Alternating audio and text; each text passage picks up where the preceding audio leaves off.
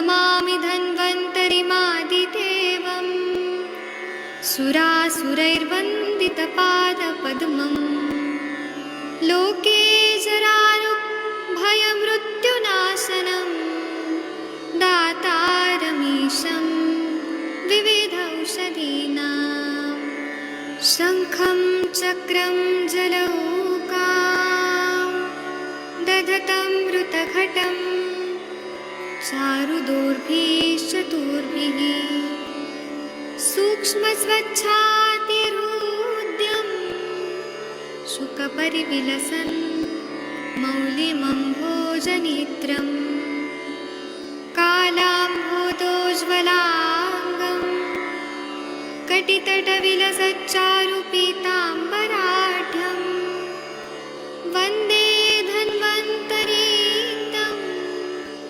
निखिलगदवन् प्रौढदावाग्निलीलं प्रौढदावाग्निलीलं प्रौढदावाग्निलीलम्।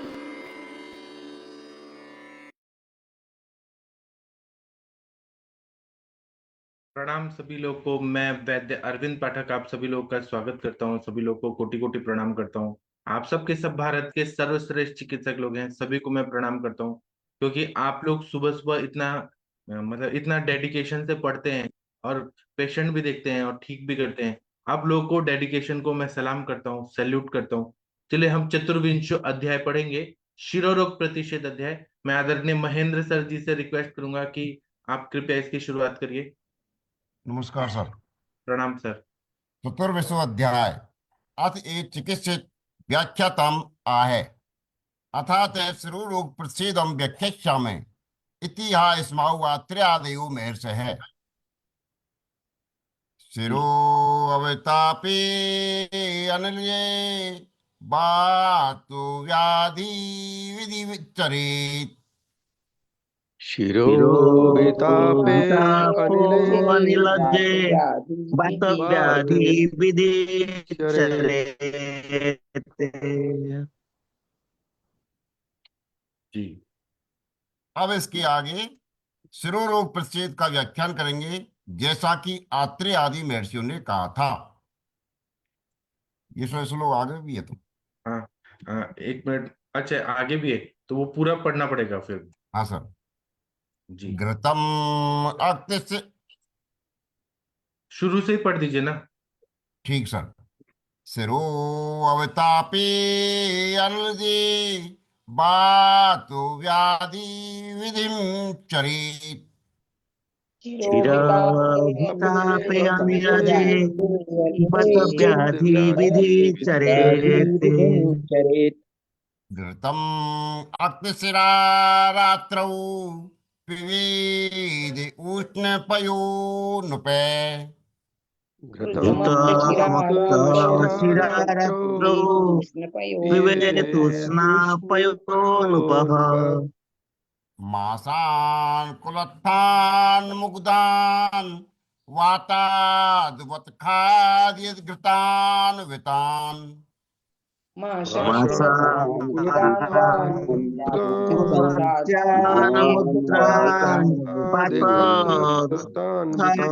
घृतान्वितान् तैलं तिलानां कल्कं वा क्षीरेण सह पाययेत् तैलं कल्कं क्षीरेण सह पययेत्। पिण्डो उपनाय स्वेदाश्च मांसधान्य कृता हिता पिण्डोपनाश्च मांसधन्या कृता हितः। वातग्न दशे मूलादि सिद्धे क्षीरेण सेवनम् वातमूलादि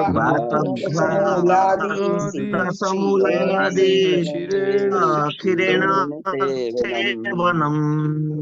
स्निग्धं नश्यं तथा धूमे श्रेय श्रवणे तर्पणम् स्निग्धं स्निग्धं नस्यं यथा धूमः श्रवणतर्पणम्।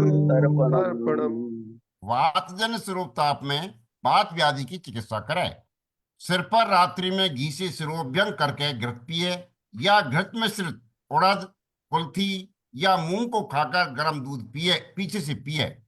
तिलों का तेल या कल को दूध के साथ पिए। मासिक धान्यों से बनाया पिंड स्वेद या उपना हितकारी है। वातग्न, देवदारू आदि एवं दशमूल आदि से सिद्ध घृत से सिर पर सिंचन करें। स्निग्ध नस्य, स्निग्ध धूम, सिर का तर्पण और कान का तर्पण करें, तेल डालें। बहुत अच्छा पढ़ा सर। वात जन्य शिरोभिताप है तो वात व्याधि की चिकित्सा करना है, वात का शमन करने वाली चिकित्सा करना है। सिर पर रात्रि में घी से शिरोभ्यंग करके घृत पीना है, दीपन पाचन करके। घृत मिश्रित उड़िद है, कुल्थी है या मूंग को खा लेना है। इसमें नमक नहीं डालना चाहिए क्योंकि बाद में गर्म दूध पीना है पीछे से। तिलों का तेल या कल को दूध के साथ पीना है, वात शमन कर होता है। मांस युक्त धान्यों से बना हुआ पिंड स्वेद या उपना हितकारी है। वातग्न, देवदारवादी औषधिया या दशमूल आदि से सिद्ध जो शीरपाक है उस पे सिर पर सेचन करना है, शिरोधारा जैसा। स्निग्ध नस्य, स्निग्ध धूम, सिर का तर्पण तथा कान का तर्पण करे, ने तेल डालें। यही चिकित्सा है कि वो कान को भी ठीक करता है, सिर के भी बीमारी ठीक करता है, सब ठीक करता है। चलिए इसका टीका पढ़ दीजिए सर। हाँ सर। पवंजे सिरोप तापे वात व्याधि चिकित्सित कुर्यात्।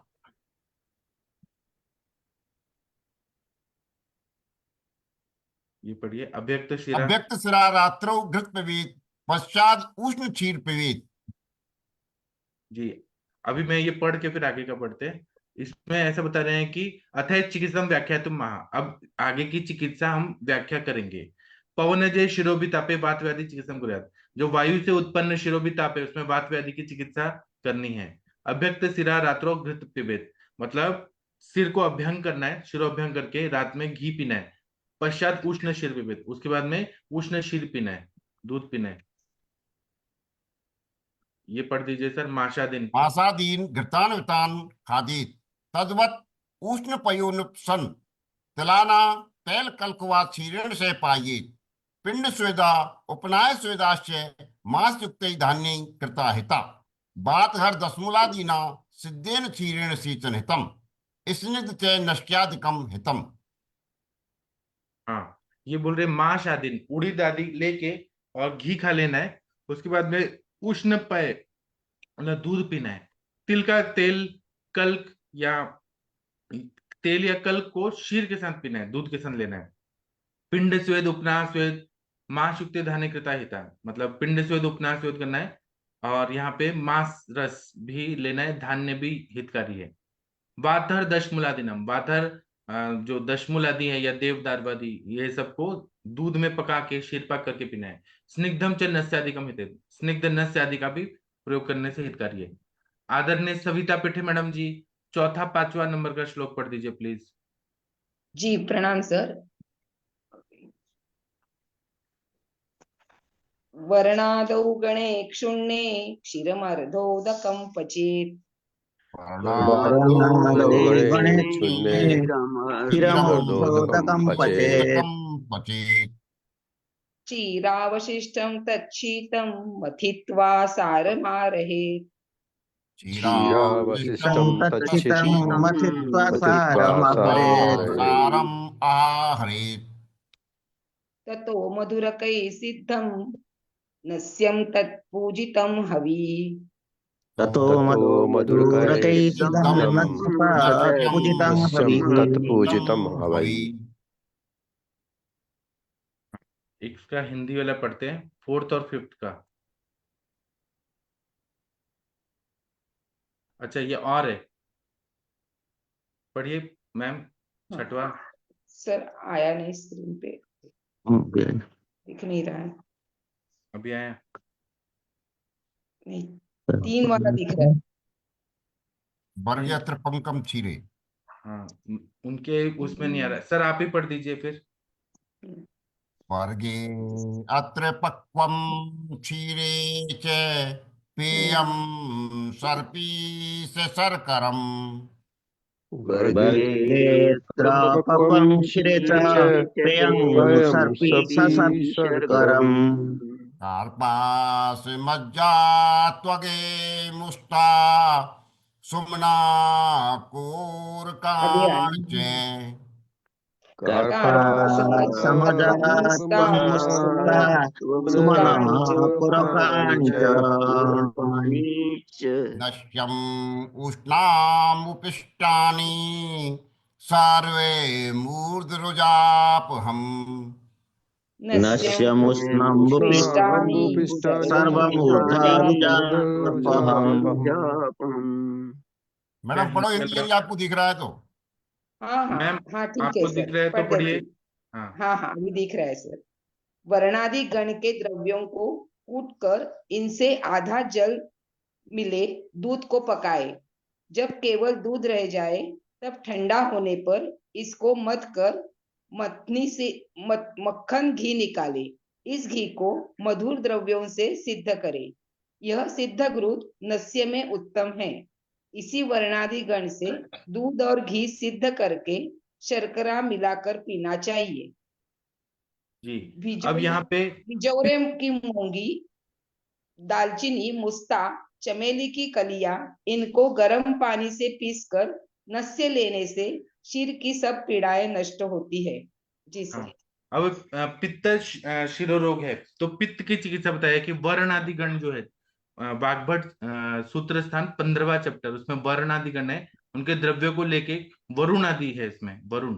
तो कूट कर इसका आधा जल मिले दूध को पकाना है, शीरपाक करना है। जब केवल दूध रह जाए और ठंडा हो जाए तो उसको मथना है और मक्खन घी निकालना है। उस घी को मधु द्रव्यों से सिद्ध करना है। घी जो है वो संस्कारानुवर्तन होता है, सर्वश्रेष्ठ स्नेह होता है, और बात पित्त का, तीनों को शमन करता है, पित्त का भी शमन करता है। तो उन द्रव्यों से जो घी बनाएंगे उसको मधुर द्रव्यों से सिद्ध करना है, और ये घृत का नस से देना है। कितना मेहनत है, लेकिन इतना अच्छा फायदा भी होता है। इसी वर्ण आदि गण से दूध और घृत सिद्ध करके शर्करा आदि मिलाकर पीना चाहिए। बिनौले की मिंगी, दालचीनी, मुस्ता, बिनौले की मिंगी मतलब कारपास मज्जा बोला, और दालचीनी, मुस्ता, चमेली की कलियां, इनको गर्म पानी से पीस कर नस से लेने से सिर को सब पीड़ाएं नष्ट हो जाती है। चलिए फोर्थ फिफ्थ सिक्स इसका ये पढ़ना है, टीका पढ़ना है। हाँ, वर्ण वर्णसैर्यक्य इत्यादि गणे जर्जरी इति क्षीरम अर्धोदक पचेत। तत् क्षीरावशिष्ट शीतीभूत मथित्वा सारमारहेत। अनंतर तद्वत् मधुर द्रव्यै पक्व नस्य श्रेष्ठम। जी। तो वर्णादि और सैरक आदि गण, वर्ण सैरक ये जो गण है, जिसमें सैरक मतलब सहचर हो गया, वरुण मतलब वरुण, ये आदि गण से उसको कूट के शीर में आधा पानी डाल के वो पकाना है, और जब शीर रह जाए तो उसको ठंडा करके मथ के और उसका सार निकालना है। अनंतरम तद्दत मधुर द्रव्य पकुम से, उसमें फिर घी डाल के घृत सिद्ध करके और उसको पका के मधुर द्रव्यों से पका के घृत बना के और फिर मधुर द्रव्यों से सिद्ध करके उसको पकाकर नस्त श्रेष्ठ होता है। चलिए ये पढ़िए।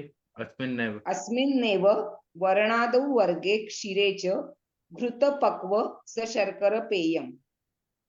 तो ये इसी तरह से अस्मिन् इसी इन सब में से वरुणादि गण में उसके द्रव्य लेना है। शीरे च घृत पक्व, शीरपाक करें या घृत पकाकर शर्करा डाल के उसको पीना है।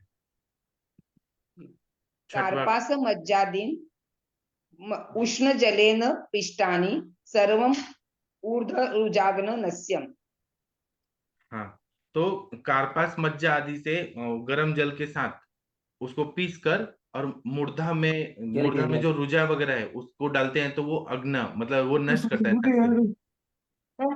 7वां नंबर का जो श्लोक है, बना दूं? ओम प्रकाश जी कृपया म्यूट रखिए। डॉक्टर वर्षा कौशिक मैडम जी आप पढ़ना चाहेंगी? शशि मैडम का तो आज वाइवा है तो मैम बहुत उसकी तैयारी में है। वर्षा मैडम आपको जी दिख रहा है? प्रणाम। हाँ 7वां। जी प्रणाम सभी को। शर्करा कुमकुम श्रितम घृतम पित्ताश्रगंध धये कुंकुम शर्करा कुंकुमश्रुतं घृतं पीताम्बरं वै। हाँ, क्या हिंदी वाला पढ़ते हैं 7वां का। रक्त पित्त शिरो रोग के। अच्छा, इसमें और है। वर्षा मैडम और पढ़िए। जी।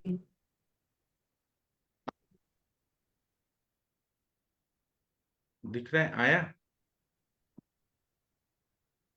प्रलेप सघृत ही। प्रलेपः साघृतैः कुष्ठ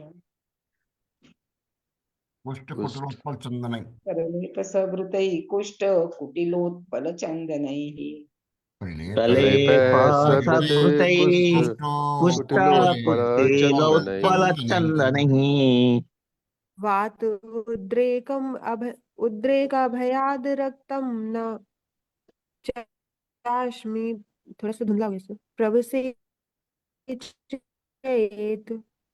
वातोद्रेकं भयाद्रक्तं मे चास्मि पथेतम्। इत्यशान्तौ यत्नेदाः कफे चेष्टो यथोदितः इत्यशान्तो यशान्तो जनेदाह कलेजाः जनेदाय कपितो यदोदितः। कपियोदितः। पित्त एवं रक्त से युक्त शिरो रोग में शर्करा एवं केसर से पकाए घृत का नस्य उत्तम है। हाँ, एक चीज मैं बताना चाहता हूँ। इसके पहले जो मैं वर्ण आदि गण वगैरह बता रहा था ना, ये वात के लिए ही है शायद।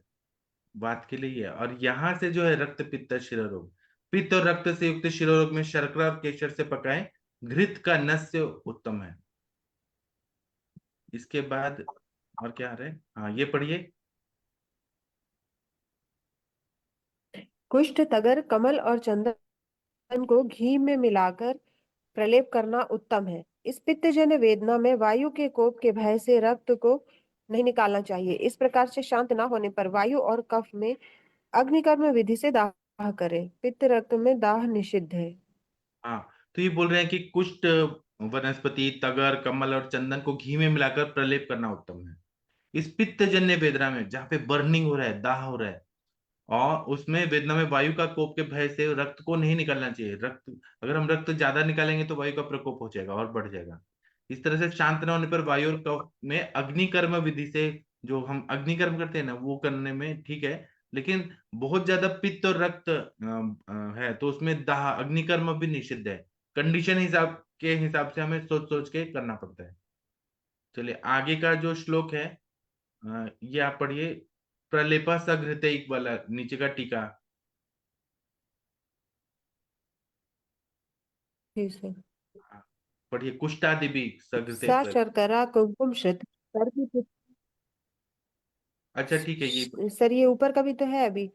हाँ हाँ। शर्करा कुमकुम श्रित सर्प पित्ताश्रिग गुत्थे। यस। नस्यम हितम। शर्करा और कुमकुम से काढ़ा बना के और उसको घी सिद्ध करके, श्रित मतलब तो काढ़ा ही होता है ना, इन सब का शर्करा कुमकुम और घी, इनसे जो बनेगा घी सिद्ध होगा, उसका नस्य हितकारी है।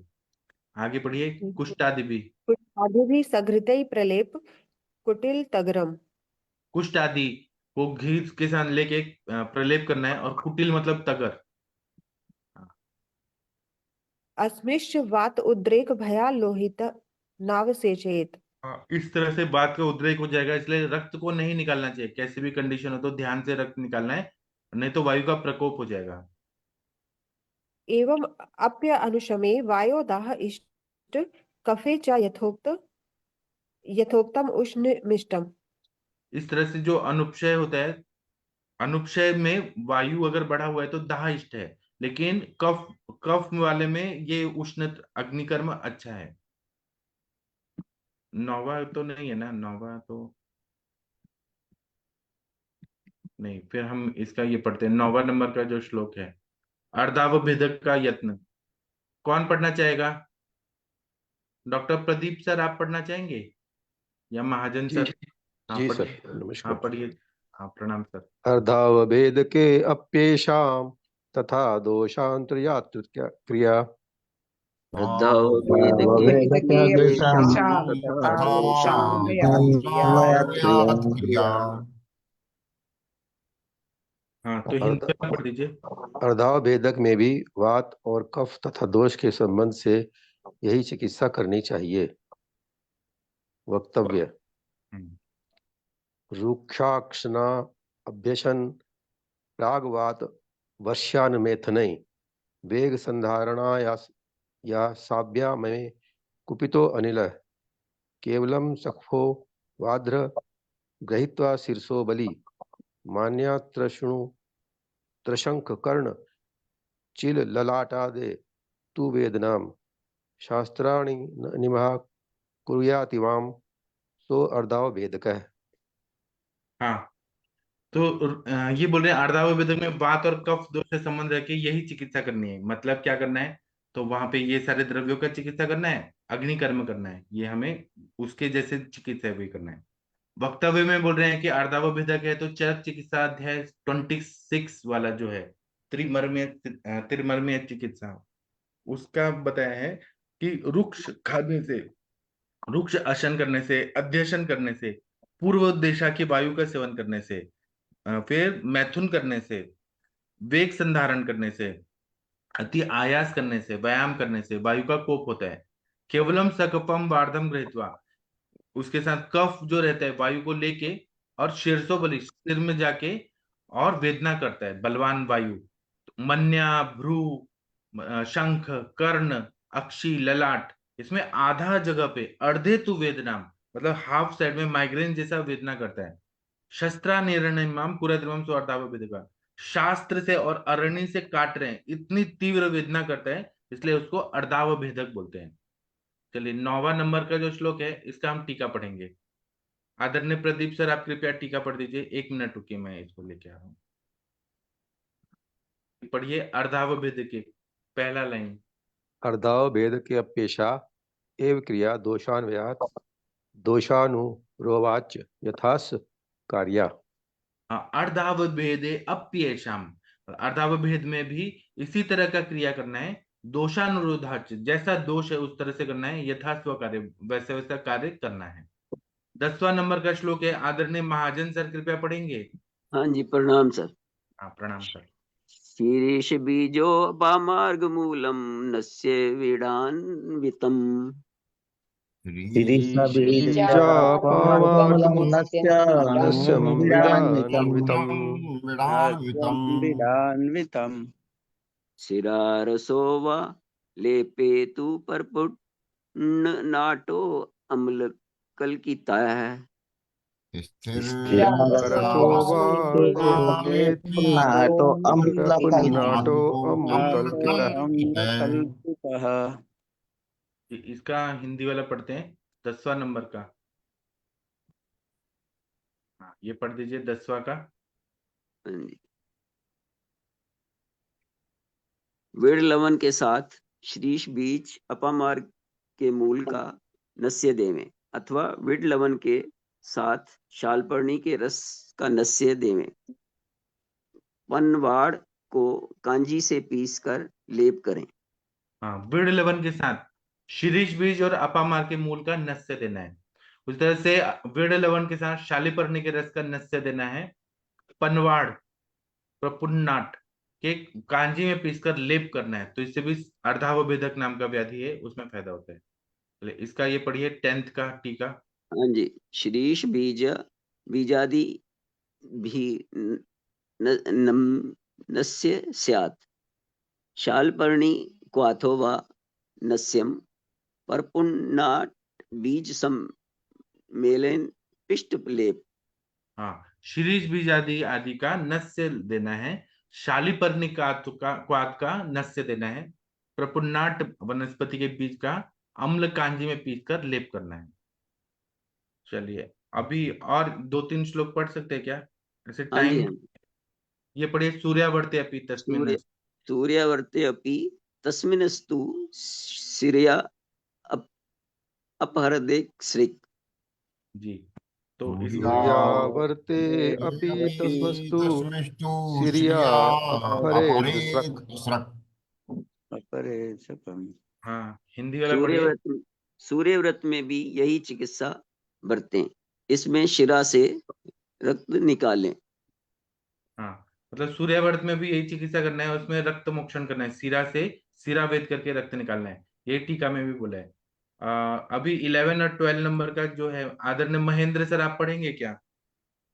सर, शिरो अवतापे पितोत्थते स्निग्धश्च व्यधिष्ठिराम् शिरो शिरोतापे पितोत्थे स्निग्धस्य व्यतिष्ठिराम् पिता शिरो मुखालेपो शीक शोधन वस्तये शीता पिता शिरो यथा सुदनपश्चया स्वदनपश्चया जीवनीय श्रुति क्षीर सर्पेशी पाननश्ययो जीवान्या सुते क्षीरा सर्पीति सर्पीति पानस्यो।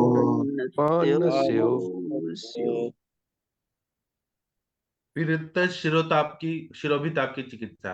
पित्तजन स्वरूपताप में स्नान करके सिरा का वेदन करे। सिरा और मुख का शीतल लेप, शीतल सेक और शोधन बस्ती बरते। जीवनीय गण से सिद्ध दूध एवं घृत को पान और नशे में बरते। हाँ, इसके पहले वात शिरोभिताप था, पित्त और रक्त शिरोभिताप था। अब शुद्ध पित्त वाला बता रहे हैं कि पित्तजन्य शिरोभिताप है, हेडेक हो रहा है, अभी ताप हो रहा है, पेन हो रहा है, तो स्नेहन करके सिरा का वेदन करना है, सिर और मुख पर शीतल लेप लगाना है, शीतल सेक करना है, शोधन बस्तियां देना है। जीवनीय गण जीवक ऋषभक मेधा महामेधा काकोली शीर काकोली मुदगपर्णी माशपर्णी जीवंती अष्टि मधु, इसके गण से सिद्ध दूध को जीवनीय शीरपाक और घृत को पीने के लिए और नस्य के लिए बरतना है। जी, इसका टीका पढ़ दीजिए। मूर्धावतापे पित्त संभवे स्निग्ध सत्सरा मोक्षेत तथा शिरो मुखालेपादय सीता हिता जीवनीय श्रुते क्षीर घृतई पान नश्यो हिते। हाँ, मूर्धा भी तापे, मतलब मूर्धा में अभी ताप हो रहा है पित्त के वजह से, पित्त संभवे, तो स्नेहन करके सिरा का मोक्षण करना है।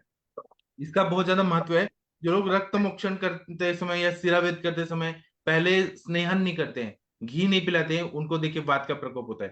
यहाँ पे स्निग्ध करके ही सिरा मोक्षण करना है। फिर शीर मुख लेप, मुख में लेप आदि करना है। शीत प्रशेक वगैरह शीतल होना चाहिए, मतलब मुख लेप, प्रसेक, शोधन बस्ती आदि देना है। जीवने श्रिते शीर घृते पान नस्यो हृते, जीवनीय घृत, जीवनीय गण से सिद्ध जो शीर पाक है वो देना है, या घृत, ये पीने के लिए और नस्य के लिए हितकारी है। आदरणीय महेंद्र सर, आप भगवान का प्रेयर कर दीजिए प्लीज। हाँ सर, आज से रक्षा स्रोत का कर देता हूँ सर। जी। चरतम देव देवस्य महादेवस्य पाविनम अपारम परमोदारम चतुर्वर्गस्य साधनम गौरी विनायकोपेतम वक्षपत वक्षवक्त्रम त्रिनेत्रकम शिवम ध्यात्वा दशभुजम शिवरक्षां पठेत् नरः गंगाधर सिरे पातु भालम अर्धेन्दुशेखरे नयने मदन ध्वंसी कर्णौ सर्प विभूषणे घ्राणं पातु पुरारार्ति मुखं पातु जगत्पति जिह्वां वागीश्वरे पातु कंदराम सिति कंदरे श्रीकंठ पातु मे कंठम स्कंदौ विश्वधुरंदर भुजौ भूवार संहर्ता करौ पातु पिनाकिधृक् हृदयं शंकर पातु जठरं गिरिजापति नाभिं मृत्युंजय पातु कटी व्याघ्रजनाम्बरे शक्तिनी पातु दीनार्थ शरणागत वत्सले उरु महेश्वरे पातु जानुनी जगदीश्वरे जंघे पातु जगत्कर्ता गुल्फौ पातु गणाधिपे चरणौ करुणा सिंधु सर्वंगानि सदा शिवे ईतां शिवबलोपेतां रक्षाम ये सुकृति पठेत सेव कृत्वा सकलान कामान शिव सायुज्याम आपनुयात् गृहे भूत पिशाचाद्यै त्रिलोकै विचरन्ति ये दूराद आसु पलायन्ते शिवनाम अभिरक्षणात् अभयंकरनामिदं कवचम पार्वती पते वाक्या भवती ये कंठे तस्य वश्यम जगत्त्रयम् इमां नारायणे स्वप्ने शिवरक्षां यथा आदसत् प्राते उत्थाय योगीन्द्रौ याज्ञवल्क्यस्तथा अलिखन्। सभी का बहुत बहुत धन्यवाद। शिव जी महाराज सभी पर कृपा करें। महादेव जी। जी, सभी का धन्यवाद। आप लोग प्रार्थना करिए कि शशि मैडम का आज वाइवा एग्जाम बहुत अच्छा हो। और आज मैं शाम को लेक्चर ले पाऊंगा कि नहीं, डाउटफुल हूँ, क्योंकि मुझे कहीं जाना है। जैसा होगा मैं अपडेट कर दूंगा ग्रुप में। और आप लोग का दिन शुभ हो, ऐसे शुभकामनाएं। थैंक यू, प्रणाम सभी लोगों को। फिर मिलते हैं। Thank you.